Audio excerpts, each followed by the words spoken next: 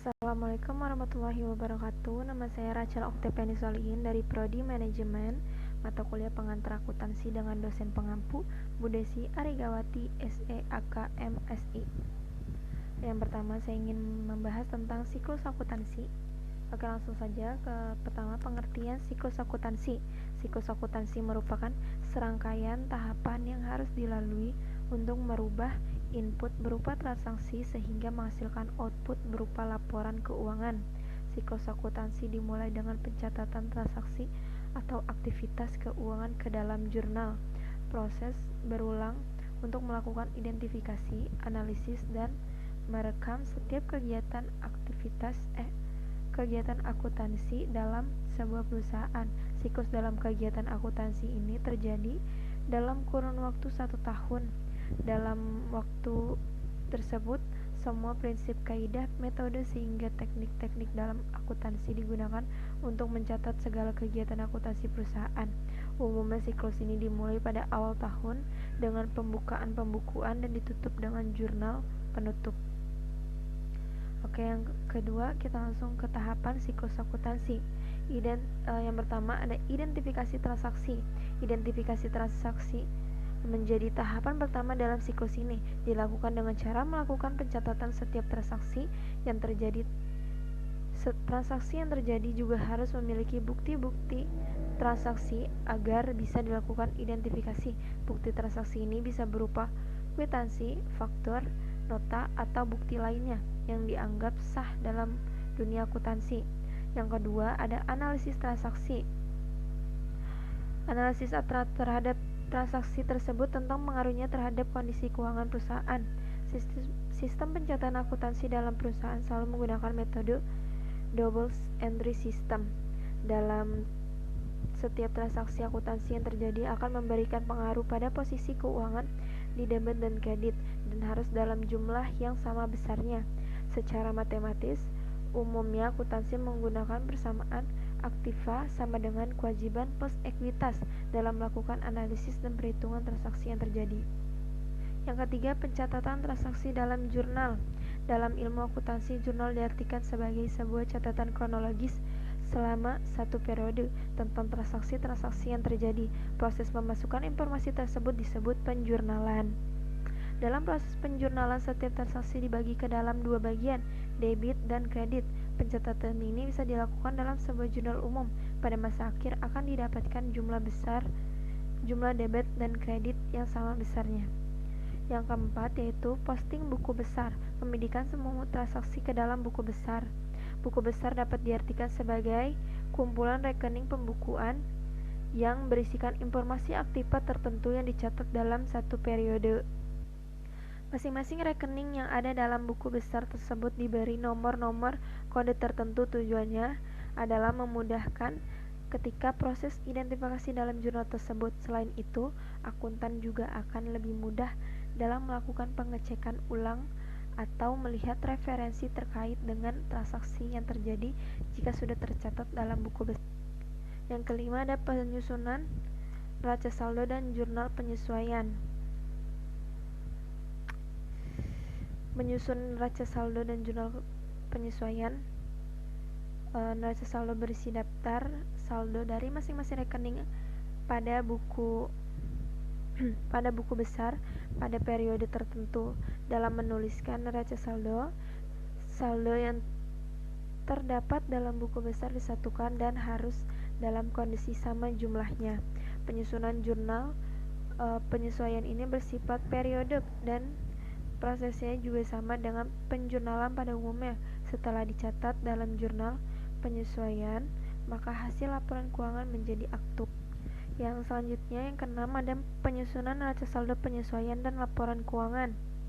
Neraca saldo penyesuaian dibuat dengan berdasarkan pada buku neraca saldo yang sudah dibuat sebelumnya dengan memperhatikan jurnal penyesuaian. Saldo-saldo tersebut terbagi ke dalam kelompok aktiva, pasiva sesuai dengan statusnya.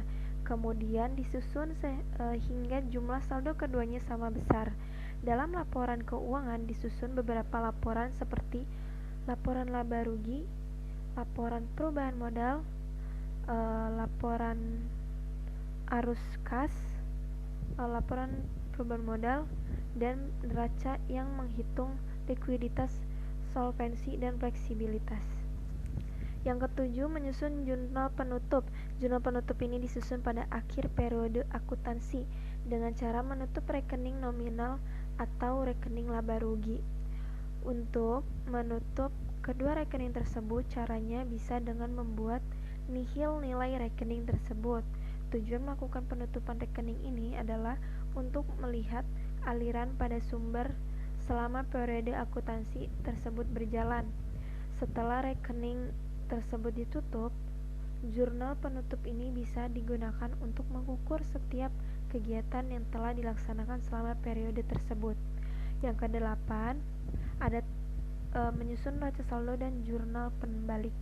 Proses penyusunan neraca saldo dan jurnal pembalik ini bersifat opsional, boleh dilakukan atau tidak.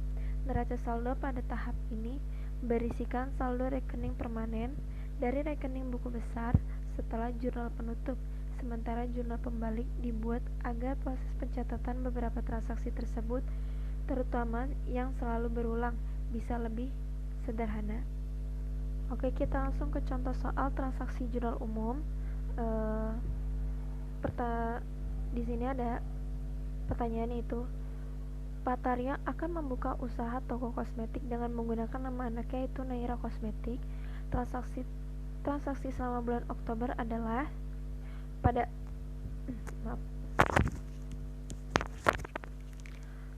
tanggal 2 Oktober Pataria menyetorkan dana tunai sebesar Rp1.750.000.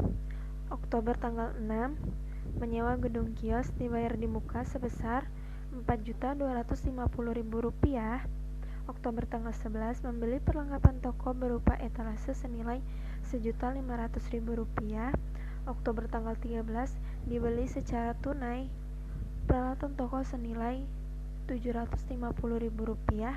Oktober tanggal 20 membayar beban listrik sebesar Rp300.000. Oktober tanggal 25 membayar jasa kesehatan swab PCR sebesar Rp500.000. Oktober tanggal 27 membeli mobil pick-up seharga Rp450.000 melalui perusahaan leasing. Uang muka pembelian sebesar Rp100.000, sisanya dibayar kredit.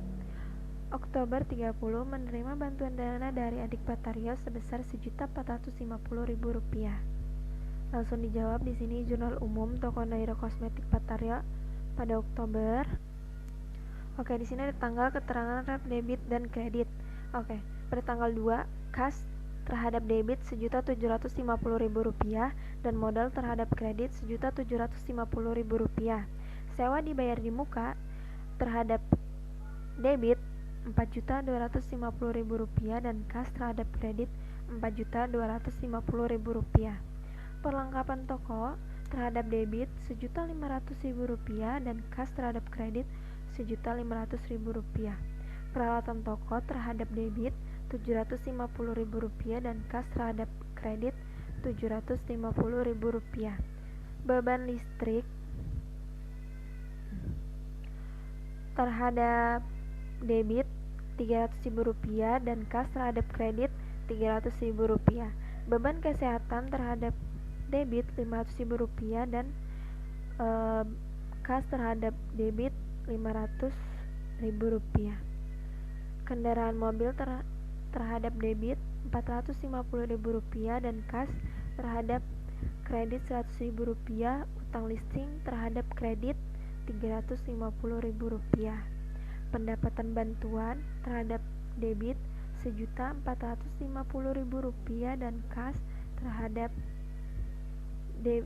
kredit Rp1.450.000.